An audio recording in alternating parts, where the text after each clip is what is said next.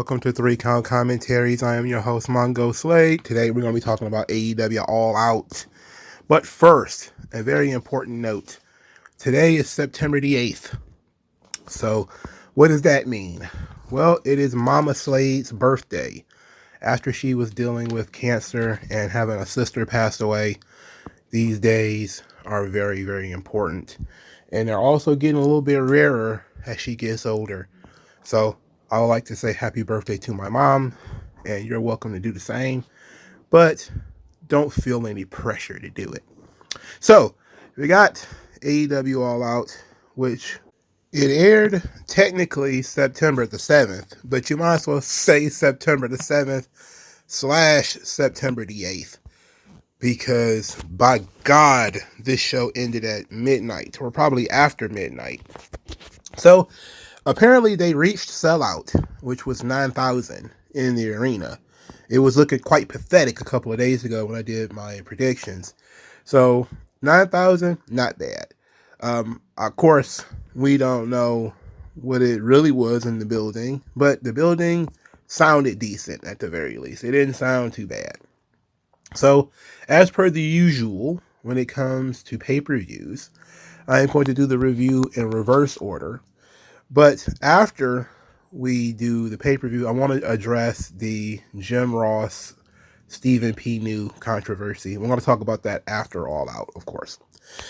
So we're going to go into our unsanctioned portion of the show, where nothing I say after this very short pause is going to be sanctioned by YouTube, myself, or anyone else until I say that further comments are sanctioned. So let's get into our lights out unsanctioned portion of this review. Okay, so now we're in an unsanctioned portion of this review where I am not held responsible for anything that I say, even though I am the same person who said it earlier and the same person who will be saying things later. I am not responsible for what I am going to broadcast from this point forward. Swerve Strickland versus Hangman Page steel cage match. Match number 8 on the show. The Hangman won by knockout. Now, before we get into the body of the match, let's just talk about Hangman winning by knockout. They said that knockout was a way that you can win. So I'm okay with that part. The steel chair directly to the face. Well, I think it was directly to the head, actually. AEW is the kind of company that wants to push boundaries. They want to do things that WWE can't do, and that's what they should be doing. But hypodermic needles through the face. Look, wrestling is a work. All right. The first rule of wrestling is that it is a work. Now, you can work stiff, but it is a work. So the idea that you're legitimately pushing a needle through somebody's jaw or their cheek lets me know that the marks are in the ring. All right. When you're out there deliberately hurting yourself, when you're getting a vertebraker on a brick, a real brick, when you're taking a power bomb on top of a brick, a real brick, the marks are in the ring. You're not getting paid enough. Look, I know sometimes guys like to play rough. You go out there in the street, you play tackle football on concrete. It is what it is. It's kind of how boys play. But this is a profession, sir. You are supposed to be a professional magician, sir. You are not supposed to be out there taking steel chairs to the head legitimately, even though we know that for years guys have done that. Now we know better. We know better, we do better. We don't stick hypodermic needles through each other's jaw. We don't powerbomb each other on Cinderblocks. These are not things that you should be doing unless you can find a safe way to work it. Just because it won't actually kill you doesn't mean that it's safe to do. This is one of those things where I'm going to give AEW not a pass, but a level of understanding, because they don't make a product for children. So if this was a product for children, I probably would be a little bit more agitated about it. But because it's not a product for children, a product for children rather, I'm okay with this. It just seemed very unnecessary to do. Now the wood spike is, they do spikes in wrestling all the time. You know, the people getting stabbed. I mean, it is what it is. The match was brutal, which is exactly what it was supposed to be. I do believe that the Chicago street fight earlier in the night took away from this, because now you have two competing matches with a similar gimmick. It's just one is limited by the cage. The fact that they didn't leave the cage is interesting. I'm actually very impressed that they didn't leave the cage. But power bombs on cinder blocks, vertebreakers on cinder blocks, even though the vertebraker was very well placed, because he could have landed on his neck and really would have pissed me off. But landing in the middle of his back, he's definitely going to feel that in the morning. But in the power bomb too, that sucks. Of course they did the usual stapling, but you know, Swerve likes the stapling stuff. I will say this, Swerve, I have really appreciated how he's changed. There was a couple of years ago where Swerve was no different than Will Ospreay and Ricochet and the rest of those guys. He has really learned how to diversify his match styles, and he's getting really good at this hardcore stuff. It's not one of my favorite styles of wrestling, but Swerve is getting more into the actual grappling arts and doing some hardcore stuff, just being very different from being the parkour pro wrestler that the rest of these guys tend to be in AEW. And I want to give Hangman some credit too for his character work in this match and up to this point. Not really a big fan of Hangman Page. I really don't like the concept that Hangman Page is the protagonist of AEW. It just seems very light to me, because he never really had the chance to prove it. It was just a position he was put in because he was friends of the boss. And so he has to work extra hard to win everybody over. So it's kind of like the John Cena approach, where Cena is handpicked by Vince and hadn't really had a chance to prove anything. And he has to go through that baptism of being booed all the time and everybody hating him, except it was, again, like I said, John Cena in reverse, where Hangman Page was handpicked to be a top guy in AEW before the first show even aired. And the crowd was 100% with it.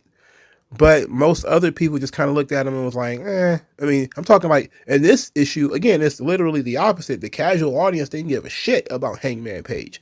It was always fans of the elite, who are the hardcore fans of the company and the core of the company, if we're being honest, that are big boosters for Hangman Page and fully believing in him. I think that Hangman, he hasn't, I wouldn't say won me over, but he has been impressive in the last couple of outings. Specifically at the end of this match, after he'd done all these horrible things to Swerve, he stabbed him in the jaw, hit him in the head with a chair. He was on the ramp and he looked at Swerve, and you would think just for a moment that he might go back to finish the job. But then there's also that hesitation of, oh shit, what have I done? You know, and I got to give him credit for that. Like, that was really good, that you kind of figured that he was a guy who was pushed over the edge. And now that he's over on the other side of the edge, he's, you know, fallen into the abyss. You're at the point now where he wishes, and if they do this correctly, you know, he's going to wish he hadn't done this. You know, he's going to wish he had not had to go this far in getting his revenge on Swerve. But he did win. That's fine. The match itself, I don't think certainly wasn't the worst match on this show. As a match, it was fine. I just think, again, the show was very long. There was a match that was similar earlier in the night between the girls, with the hardcore stuff and, chairs and tables and everything. So that took away from it, but the feud made it hot. I believe this actually drew, when you start talking about what led to, I think it was a 1,000 ticket move between the last time WrestleTix looked at the tickets for All Out. It was like 7,000 or something like that, and then there was like a sudden 1,200 push after Dynamite. I think the angle with them setting Swerve's house on fire really got a lot of people up and motivated to go to the show. And I'm pretty sure they had a pretty good walk up too. So, and by walk up, I mean people who bought tickets like the same day. Because you can't literally walk up and buy tickets anymore. But probably people who bought tickets the same day as prices crashed closer to the show. So I think this match deserved the spot. It was the main event. It was the main drawing card for the show. I think they delivered what people wanted to see, even though I personally don't like to see people get slammed on Cinderblocks. Because, look, if it's fake, then it just looks fake, and everybody's going to laugh at you because it's fake. But if it's real, then you're a mark, because you're going out there legitimately hurting yourself for the same pay as if you would have worked like Randy Orton. And that's really what, most people, except for the Voices of Wrestling guys, that they like about Randy Orton. He gets the most out of doing minimal. These guys do the most and don't get anything out of it. They have to just do more. And that ends up being a problem in the end. The only element of the match that I think was pretty obvious to me, that I thought was going to be a bigger part of the match, is that Hangman Page couldn't do the buckshot lariat. But they seemed to really just kind of gloss over that. Like he didn't need to, And I was like, okay, fine. He didn't need to. So I'll say the match was good. I'll say good. I wouldn't say great. I'll say good. But the marks are definitely in the ring. And they're going to wish that they hadn't done this stuff eventually. But at least for now, they're guys in their prime. They're going to go out there and do crazy shit and try to give the fans the most that they can. But this stuff is TikTok bait. I don't think it'll, move anybody in the future. It'll just make people wish that they hadn't done this stuff in the future. So now that the unsanctioned part of this whole ordeal is over, we're going to give ourselves a time of pause to get into the sanctioned part of the show. Okay. Bryan Danielson defeats Jack Perry. Who gives a fuck, really? Did you think Jack Perry was going to win? No. Somebody explain to me what the scapegoat gimmick is. Like, I know the concept of the character. He was blamed for doing an incredible amount of damage to AEW by, getting into it with CM Punk, and he had to take the blame for it. It's almost like, Triple H when it comes to the curtain call, He had to be the scapegoat. And he got miserable. And that was sort of his launch to the main event. And they're trying to do the same thing with Jack Perry, where they say, oh, well, CM Punk got into it with every member of the Elite, but Jack Perry was punished more than anyone. He got sent on excursion to Japan. It's like, oh, you mean he kept his job after he antagonized the biggest draw in the company? And they managed to keep him employed the entire time he was over in Japan? It wasn't like, he wasn't getting paid. He just had to go somewhere else to do something a little bit different. I just don't understand what the gimmick is. Now he's miserable. He's grown a beard. He's driving a truck. What's the character? He's angry. He's bitter. Is he young and bitter? Is that what we got here going on? What is the gimmick of the scapegoat? Is he going to be scapegoated by other people? Is he going to be blamed for other things that he had nothing to do with, that he totally had something to do with? I don't know. Danielson, look, it's a Danielson match. There was CM Punk chants, there was fuck you Jack chants, but ultimately it was a match that Danielson won, and there was never any doubt that he was going to win. I don't really rate Jack Perry matches because I don't pay attention to them that much. So I can't tell you if this was the best match he's ever had or the worst. It's just I'm not interested, so I don't care whether he has a good match or not. Because unlike most people, I am not, a match mark. You have to be interesting already for me to find your matches to be very good or great or whatever. So everybody's not talking about Jack Perry. Nobody really cares about Jack Perry. He is the least important part of this whole thing. But Luchasaurus attacked Bryan Danielson from behind. He seemed to have been softening him up. Christian's theme music plays. Christian is coming to the ring. Jack Perry and Luchasaurus both look at each other like, what have we become? We used to be friends. We used to be friends. What have we become? Look at us. Look at you. Look at me. We're both dark. Look at us. Nobody understands why, but here we are. I don't know what Luchasaurus' gimmick is either, outside of being a minion. But whatever. So Christian is coming to the ring. He's got his money in the bank. Oh, I'm sorry. His casino gauntlet tablet. His casino gauntlet clipboard or whatever. He's about to try to use his championship match. Then the Blackpool Combat Club, they come out there. They stand next to Bryan, and Christian rethinks that. He turns around and goes away. So Claudio, Yuta, Pac, they're in the ring. Everybody's like, yay, the Blackpool Combat Club. It's been a while since these guys have been friends and have hung out.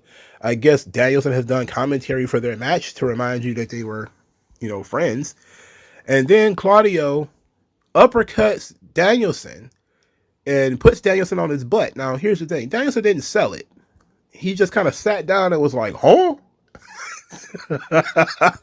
I was like, wait, that didn't hurt? You just got hit in the face. Like, huh? What do you do that for? And then he proceeds to get his ass beat by Claudio and Moxley. Yuta is there. He's being held back by Pac. And he's like a little baby over there. Like, stop it. Stop it. What you doing? Stop. Stop. You're going to hurt him. Stop. It's like he didn't know what was going to happen. He didn't sense this coming. He didn't see Claudio in the white t-shirt. He didn't see Skinhead Moxley. They didn't discuss this beforehand. They didn't talk about how did Pac know this was going to happen, and Yuta didn't know this was going to happen. And then Moxley takes the violence to the next level and put a plastic bag over the head of Danielson, suffocating him. Another murder on television. Everybody's like, oh, this reminds me so much of the Terry Funk Ric Flair angle where he hit him in the head with a plastic bag. I'm like, it reminds me of what was that, Casino, where a guy got smashed in the face with a bat or something like that, and then got put a plastic bag over his head. Look, the plastic bag angle is, I guess it's effective. You obviously can't do it on television. It's good to do it on the pay-per-view because you can't do it on television. You'll get thrown off the air if you do it on TV. Well, these days, I know that when they did it on Clash of the Champions, it was like the 80s, so it was different, What was wrestling for children then, was like snake bites and, guys being locked in body bags. Those kind of things were not that big a deal back then. But this was, a visceral attack. The turn was interesting because Danielson had been separate from the Blackpool Combat Club for a little while. So it didn't really hit the way I think they wanted it to. So instead of having that emotional hit, they decided to have a more guttural, visceral, what the hell is going on kind of thing, where Moxley is trying to murder Danielson. Not just, beat him up and kick him out, but trying to end his life. And without knowing why he's doing this, there's a level of intrigue there that I will say does carry over into Dynamite. Moxley is doing a lot of seemingly disassociated things. Like, this is a very random heel turn for Claudio and Yuta, who worked babyface earlier in the night. It didn't seem very well thought through because Danielson could still defend himself. Like, he still has hands. Even though he had been getting jumped or whatever, he could still grab the the plastic bag and tear it or poke a hole in it or something like that. He even like put his fingers underneath it to make sure he could still breathe. And that kind of takes away the effectiveness of the angle because he's not in that much danger. He still, you still get the fire of the intent that he's trying to kill Danielson. But Danielson, of course, is in a position where he can defend himself. So the angle was very effective. I know a lot of people were kind of upset about this. They're very upset. I was more upset about the needle. I know those two things have led to a lot of people being cringe about AEW. The needle is real. Like the needle thing, if it was a fake needle or something like that, it wouldn't even been worth doing.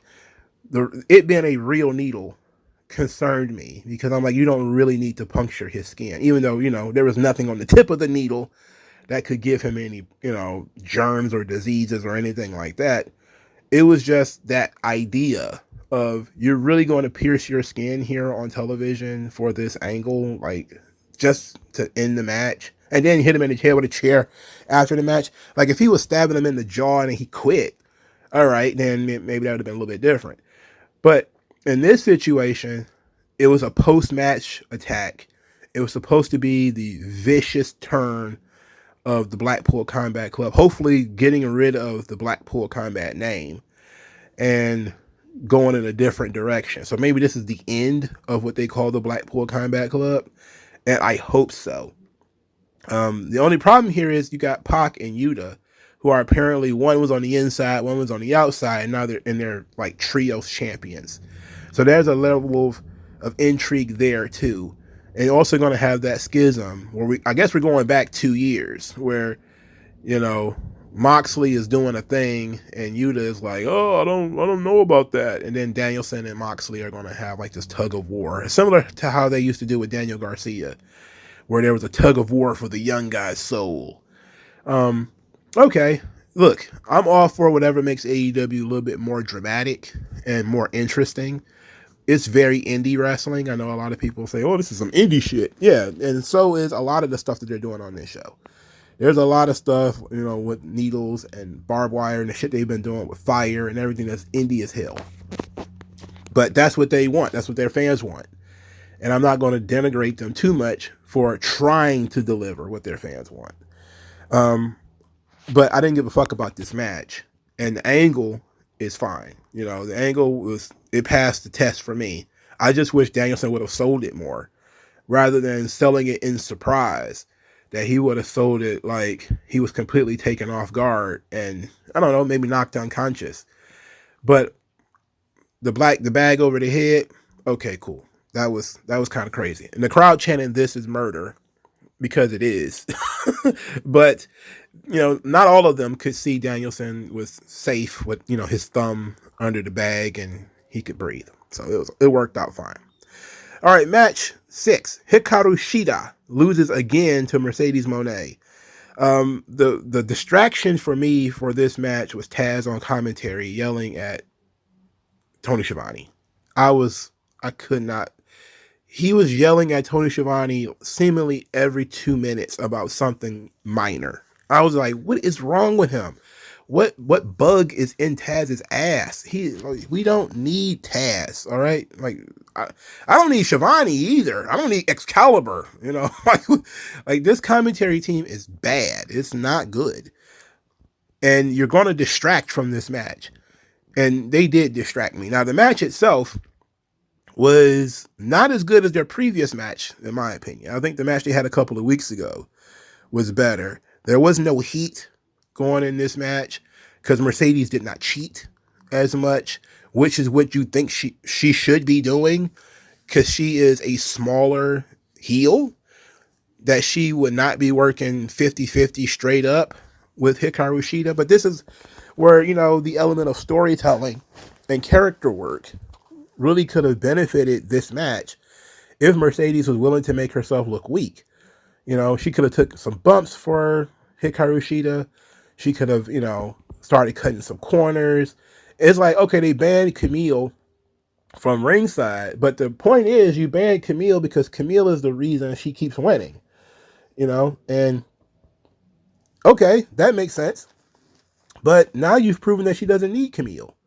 So instead of trying to help Shida in some way by saying, okay, she doesn't have Camille to lean on, but that doesn't mean she can't eye rake or, hair pull or, do little stuff here and there. She just went in there, wrestled her to death, and Shida wasn't good enough.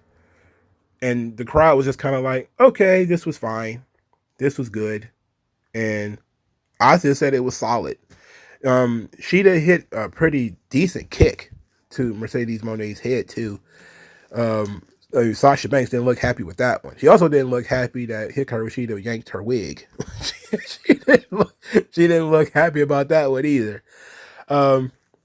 They've been doing this thing with Hikaru Shida for a while now where she's got this kendo stick and she's, Mercedes grabs the kendo stick first. She introduces it.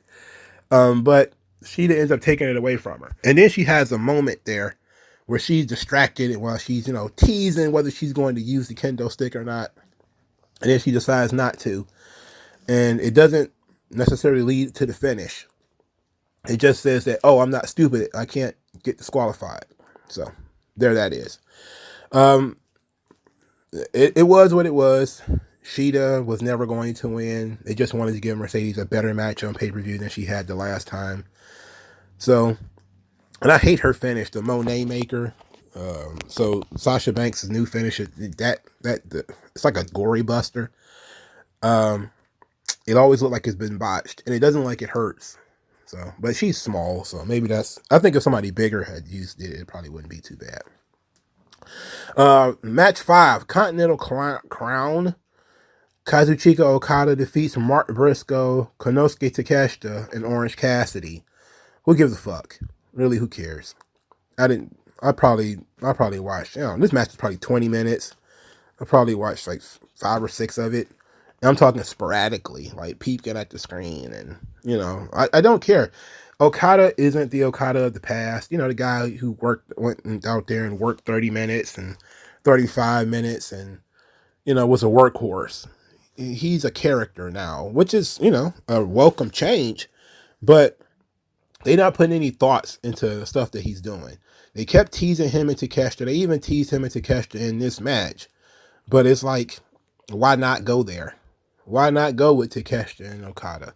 You have so many talented guys on your roster, and even some talented underneath guys that Okada could work with. Like Mortos, aka Taurus, the Commanders and those kinds of guys that Okada could work with if you put some mustard behind what he's doing. And those things could be good, and they could be matches that he could have that could be good, but he doesn't have to have the 45-minute main event kind of matches that you want him to have from Japan. He doesn't have to do those. These matches could be 10 to 15 intense minutes with people that matter or people that you can make matter, like a Takeshita, and it could be fine and it could be better for him. But throwing him in these random matches with these random opponents, everybody's looking at this thing and saying this is not going to work. Orange Cassidy once again makes the show. Who cares? Mark Briscoe, you would forget he is a world champion because he always loses on these shows, always. And I don't even know why he's there anymore, to be quite honest. He's like the mascot of AEW / Ring of Honor. And it's unfortunate, but that's just kind of how it is. Match 4. The Chicago Street Fight. Chris Statlander defeats Willow Nightingale. And before we even get into this, question. Wasn't this a title match? I don't remember hearing that she lost the belt, but she didn't bring it. Just like Jack Perry, they announced he was a TNT champion, but they didn't bring the belt. So Chris Statlander, by all rights, should be the CMLL Women's Champion, right? Because this match was billed as a title match when it was made. Now, I don't know what happened between then and the actual airing of the match, but it was not announced as a title match. And Statlander was not announced as the new champion once she won. So I don't know. I don't know what's going on anymore. And maybe it's not meant for me to understand. Anyway, Chris Statlander did a swanton bomb off the top rope through a table. And it was supposed to be that she missed it. but because Willow's kind of chunky, she was a little slow getting out of the way, and still mostly got hit by it, but didn't sell it. So it was fine. Anyway, a pounce through a barricade. I thought that was pretty cool. Willow Nightingale had light tubes. There was a spear off the ramp by Chris Statlander. They broke out dumb tacks. Statlander ended up doing the splits in the dumb tacks. Like, why was she even doing the splits in the first place? I don't know. Statlander ended up getting a chain, like a dog collar chain, and chained themselves together, which was interesting for the heel to do. Like, the heel to chain her and the babyface together was weird. You would think the heel would want to get away from the babyface, especially since they're trying to show you the two sides of Willow Nightingale, where she's kind of Mick Foley-ish, where she's upbeat and optimistic and fun and funny, and then she gets into this context and she's brutal and vicious. And you know what? I was thinking about this as I was watching this match, because I actually did watch this, is that Willow Nightingale she has a similar character to NXT Bayley, which is very upbeat, optimistic, child-friendly. But in WWE, when they booked Bayley in a situation where she was in a hardcore match of some description, I think it was her versus, I think, Alexa Bliss. And they were like, the Bayley character wouldn't use weapons. The Bayley character wouldn't do this and do that. And she was very hampered by that. And it made her look dumb. It really did make her look stupid. But having this side of Willow Nightingale is good. Because it shows that you can still be upbeat and still be optimistic, but also flip the switch when you need to. It just adds another layer, another gear to the character. Statlander ends up winning by strangling Willow Nightingale with the chain, and she essentially submitted, which I didn't understand. I didn't understand why she needed to submit. She's a babyface. I don't understand why Willow even lost. I guess, Statlander had to win. I mean, Willow beat her twice. So now Statlander has beaten Willow twice. But I thought Willow would win this match because she picked this match. She's supposed to be a specialist of, street fights or whatever. And it was supposed to be a title match. But, okay. Statlander winning is fine by me because I like Statlander. So this worked out fine. Match number 3, Pac versus Will Ospreay. Will Ospreay wins the match. This was one of those matches where you realize that AEW really does too much.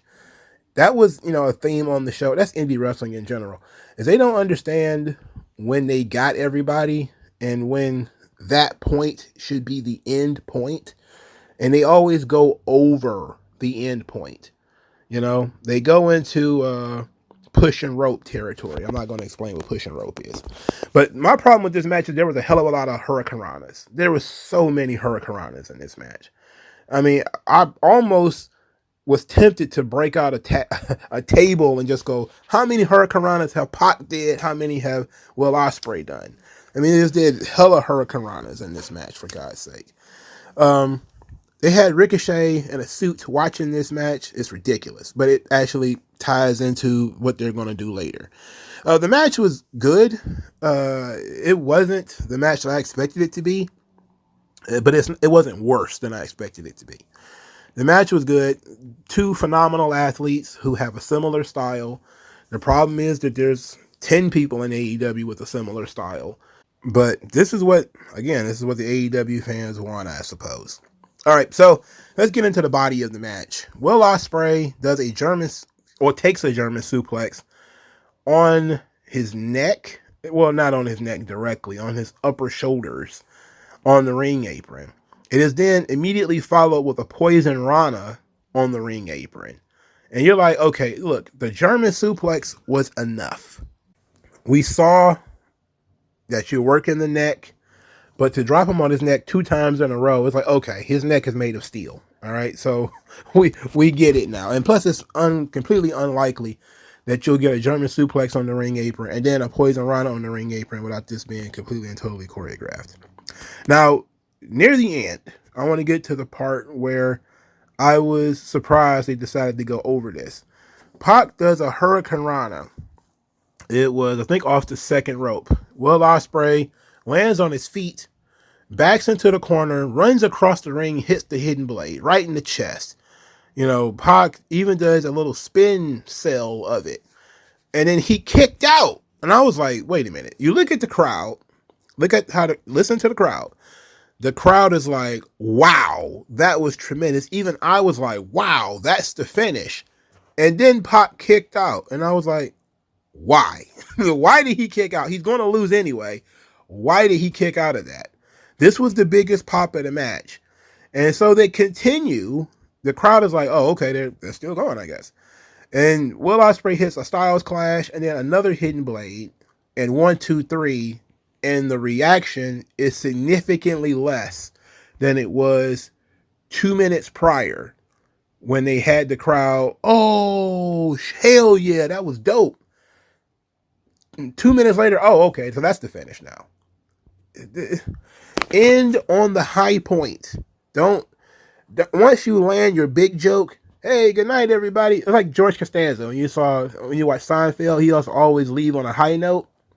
He land a good joke to get everybody laughing, and then he say, oh, I'll see you guys later. See ya, and he'll leave. That way people will have like positive thoughts about him afterwards. It was a hilarious episode of Seinfeld.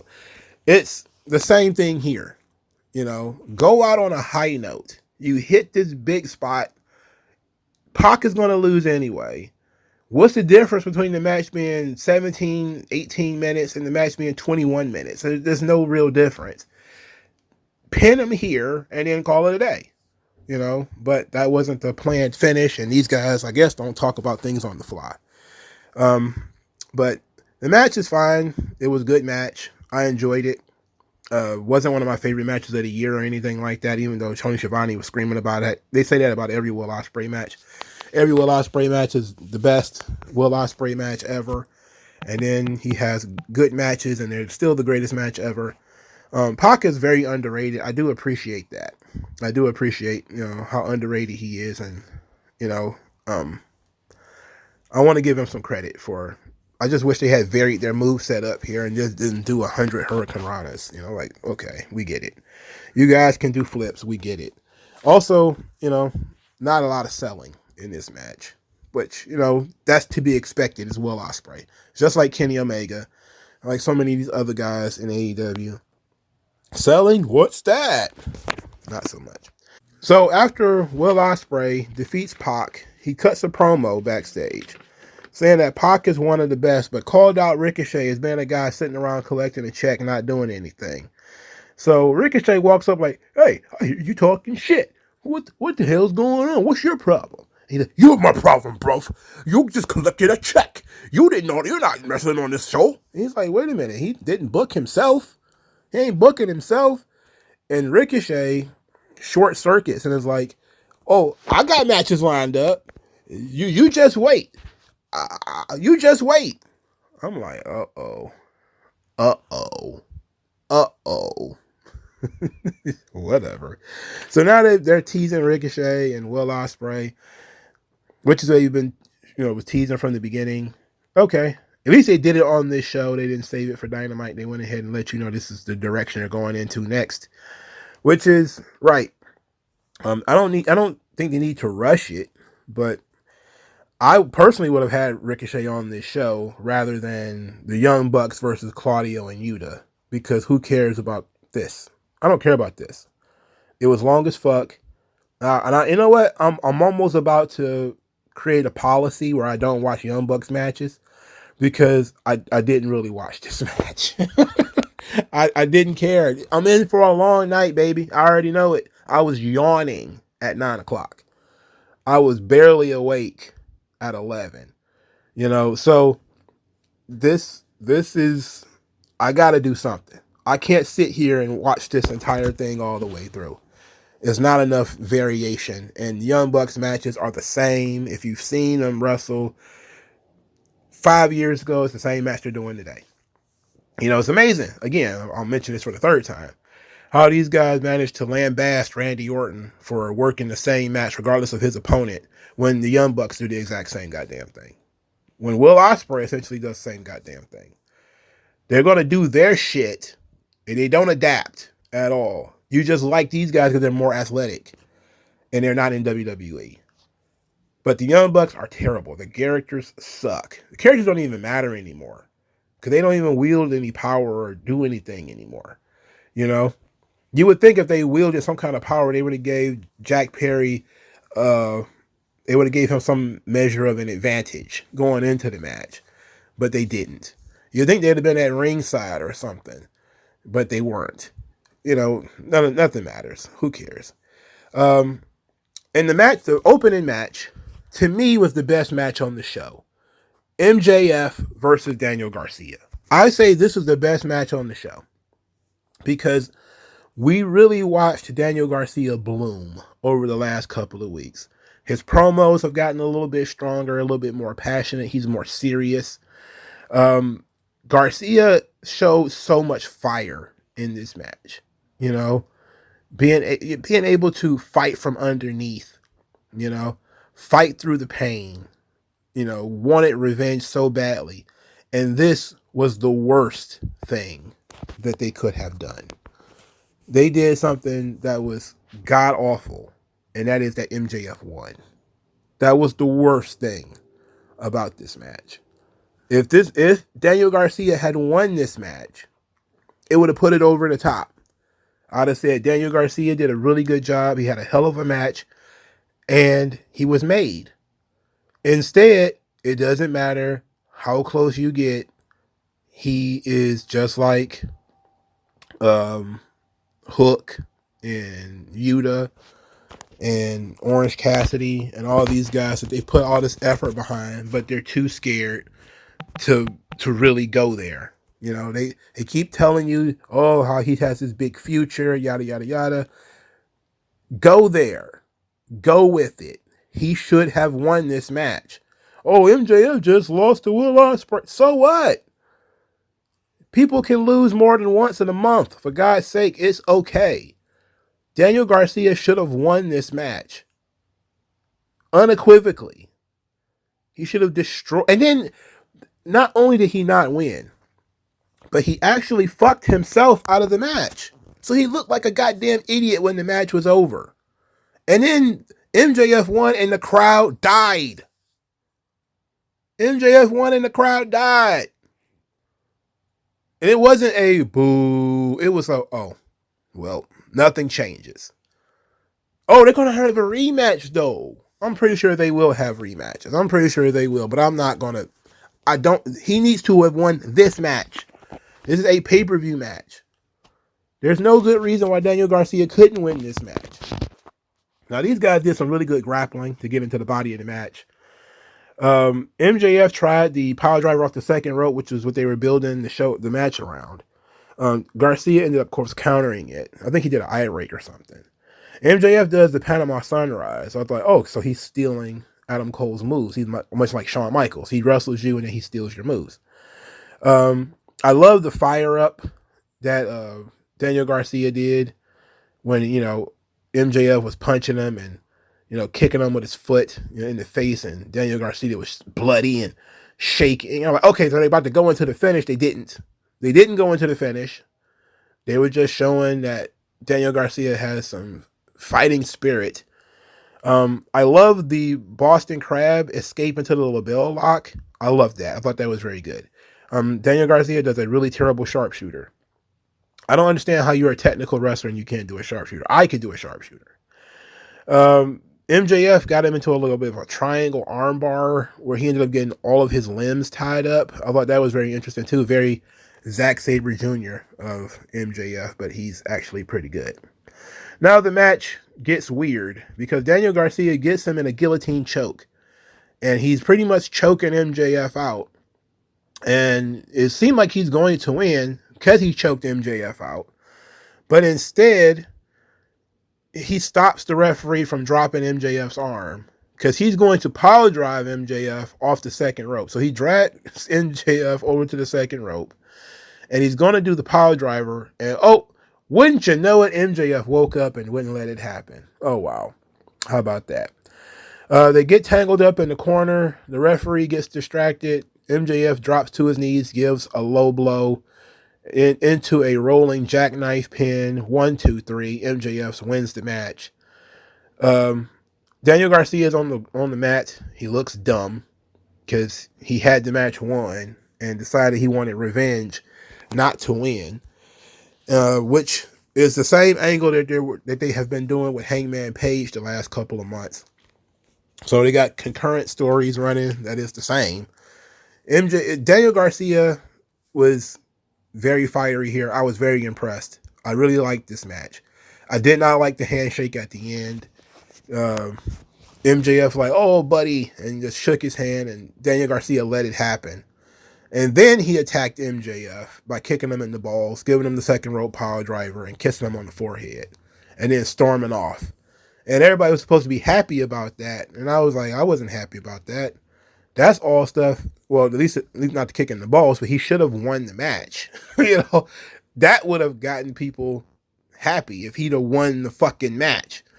But he lost the match, and I don't understand why. Oh, MJF's a superstar. Well, he can make other people.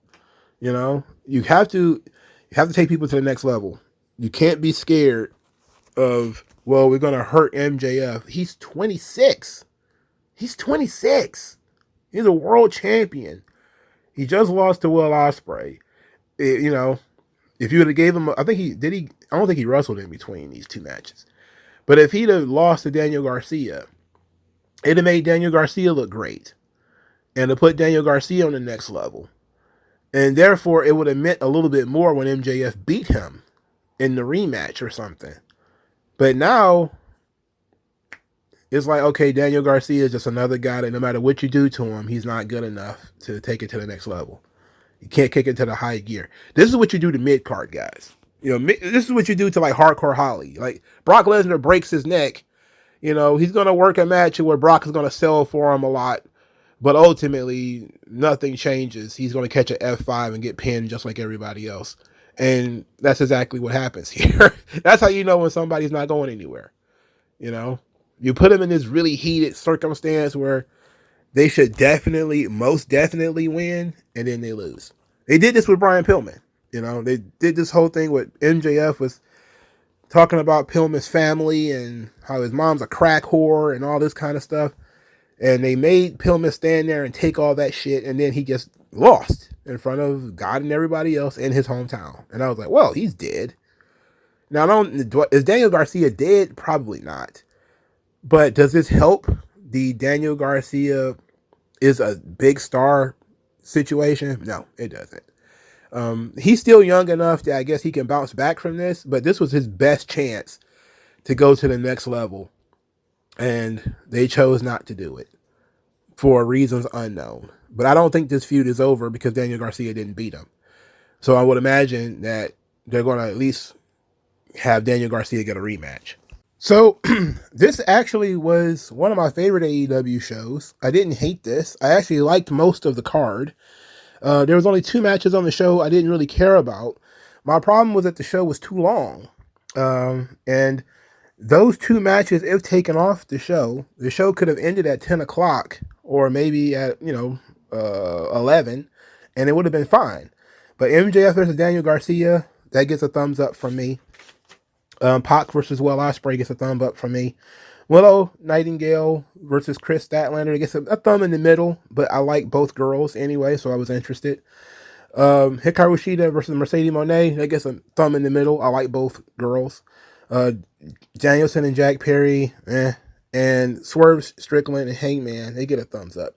So most of the show was at least watchable. There's only 2 matches, 3 that I would suggest don't even waste your time. Danielson and Jack Perry is probably not. It's a waste of time too, technically. They actually did storylines on this show, which I appreciate. The Will Ospreay Ricochet stuff, the Blackpool Combat Club turn. So it ended up being, all in all, one of their better products. So we're gonna shift now to Stephen P. News' beef with Jim Ross. Now, this situation it's born out of Jim Ross critiquing the lawsuit that Stephen P. New brought against AEW on behalf of the Tate twins and Kevin Kelly. Jim Ross said that the lawsuit was frivolous. So Stephen P. New went on his podcast and attacked Jim Ross. And he says, quote, "I need to make a response. JR, Jim Ross called this lawsuit frivolous. Well, let me tell you something, Boola Boola. This is not a frivolous lawsuit. You're part of the problem. You, Jim Ross, are part of the problem. Because you fed these guys in WWE as talent relations these crap contracts for a quarter of a century. You told these guys that it was a take it or leave it deal, and that they needed to sign these crap contracts that were contracts of adhesion that they should have never signed, or they should have lined the arbitration provisions out of. So I'm not shocked in the least that you go on Conrad's podcast and you say that this is a frivolous lawsuit. I might lose it, but by God, it's not frivolous. I can tell you that. Tony Khan's paid JR a whole lot of money to do nothing for about 5 years now. If I were Jim Ross and I were living in Jacksonville Beach and making a bunch of money to not do much at all, I'd probably come out and call Stephen P. New's lawsuit also. I guess frivolous also. Everybody's got a price. So he's accusing Jim Ross of being, one, a sellout, and two, that he's been feeding the boys bad contracts. Well, here's the thing, Stephen P. New. Every one of these guys has an agent. They all have lawyers.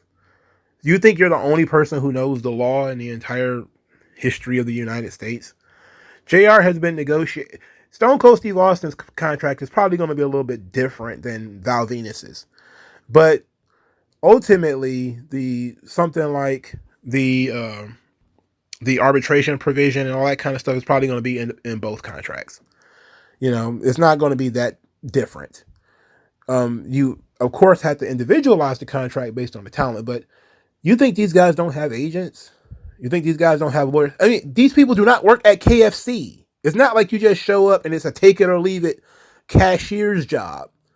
These guys can personally structure their contracts any way that they want. You know, so many guys have talked about how, you know, they wanted in their contracts certain things that other people didn't get. Like Scott Hall and Kevin Nash. They got, you know, favorite nations clauses in their contracts. You think Billy Kidman got that? No. Do you think Van Hammer had a favorite nation? You think he had creative control? No. When you're a star, you get star treatment. When you're the Tate twins, you get on the fucking plane when they tell you to get on the plane. Or you don't have a job because you're worth shit to the roster. I get Stephen P. New's trying to protect his lawsuit, the integrity of his lawsuit. But everybody read this and was like, this is garbage. And for starters, you're not even arguing that the misclassification has damaged them in terms of reputation or in terms of their position in the company. That's not even your argument. Your argument is a bunch of bullshit that they were improperly fired or, you know, they were defamed and all that kind of stuff. How do we go from defamation to misclassification? How do we make that leap? We're going to throw out the arbitration clause of the contract without making an argument of why the arbitration clause is wrong? So, and maybe they did. I didn't read the lawsuit. Maybe they did. But ultimately, Stephen P. New, man, he thinks he's the only lawyer on the planet. You think these contracts have not been looked at time and time again. He even mentioned on his podcast, because I actually watched it, that, you know, he knows that Raven, Scott Levy, had tried this before and failed. And things like, oh, well, you know, new time, new day. Like, okay, fine. But nobody asked him about what happened with his Kelly Klein lawsuit that he did the exact same thing with. Where he went in there, Kelly Klein was arguing against sexual harassment and a bunch of other stuff, and he slid in there the misclassification element. And guess what? It's still in every lawsuit since. And it's been, 3 or 4 years. So I'm very interested in what makes him so cocky that this thing is going to work. Outside of, well, he gets to be like people think that he's pro-worker. Again, you're not thinking. I don't want to go into the economic ramifications of this because I've said it 100 times. His whole gimmick is that he's an activist lawyer. That's his gimmick. He wants to try to turn wrestlers into employees so that he can help them form a union. He's pretty transparent about that. But you have to make the argument. It doesn't sound like anybody is on your side. He's trying to force a class action lawsuit on AEW to force the wrestlers into being a class to overthrow the contracts. But the only people complaining are the people who got fired. And they got fired for stuff that they did, not something that the company did. Even if it was like WWE and some guy got cut for no reason just because budget cuts, I would understand that you might, have an attitude about that. If you're like some of these NXT talent or whatever who might be a little pissy because they didn't really get a chance and, they got cut before they got a chance to do anything. Or they had moved from Massachusetts to Florida and then, WWE yanked the job from underneath them. I would understand. But these were guys who were simply told you have to drive 3 hours from here to here to get on your flight to make the show. And they decided not to do it. Get the fuck out of here, man. All right. That was a decision that they made. They have agency. Oh, they were booked out of the wrong airport. That's what he said. They were booked out of the wrong airport. No, if the company booked it, it was the right airport. If you didn't pay for it yourself, it wouldn't matter if the fucking plane was in Arkansas. If they told you we're going to pay for it, you should have been like, okay, I'll get there. Because there was a time where the talent was not getting that privilege, especially underneath talent. So you have these entitled kids nowadays who think that everything should be handed to them. And then you have the adults that pacify them. And that's what Stephen P. New is right now. He's trying to pacify these pissy adults who their only bitch and moan is, you didn't do things to my specifications when you're not the one in control. The company is. You're relying on the company to get you to work. So you need to be where they asked you to be. Period. Anyway. Stephen P. New taking a shot at Jim Ross. It is what it is. All these talent have agents. The agents read the contracts and negotiate the contracts. If the agent didn't want the arbitration clauses or for the talent to be considered an employee, they could have done that if they wanted to. They don't want to. These things are non-negotiable. You talk about underneath talent. Should an underneath talent be considered an employee when you don't really even need them? So what happens once you call these people employees? Now you have to pay Social Security and payroll taxes on these people. WWE and AEW are just going to fire them. They're just going to fire them. They don't hire more people than they need. So they're just going to get rid of them. So you're going to have fewer people working. That's the goal. That's the plan. I said I wasn't going to go into the ramifications of it, but it's obvious to anybody with a modicum of intellectual economic sense. If you raise the cost of doing business, you're going to lead to job losses. Because the first thing they do is cut labor. They're not going to cut production. They're not going to stop paying no guys. They're not going to stop paying themselves. They're not going to stop paying for the buildings. They're going to raise costs on the fans for the cost of the pay-per-views, the cost of the merchandise, and they're going to cut talent. And if that's what you want to do, then keep doing what you're doing. People have said that you're a corporate shill, but nobody ever said that I was fucking wrong. You're going to make a bunch of people unemployed because this is what fucking unions and activists who don't run companies, who don't have a business, who just sit on the outside and tell you how things should be, that's their thought process. They're not learning from experience. We sit here, I live in Detroit, I have sat and watched unions negotiate people out of work for dozens of years. Every fucking contract ends with layoffs a couple of weeks later. And nobody seems to catch on yet. Oh, we just signed a new contract. Yay, we got a raise. What do you mean 1,500 people just got laid off? Like, oh, you thought that this was free money? Now you have to work harder. Now there's fewer people helping you out. Good job. You've successfully increased unemployment because that's what unions do. That's what all this shit does. Wrestling exists because you can get a wrestler to do the job for very little money. But it's a choice. They don't have to do it.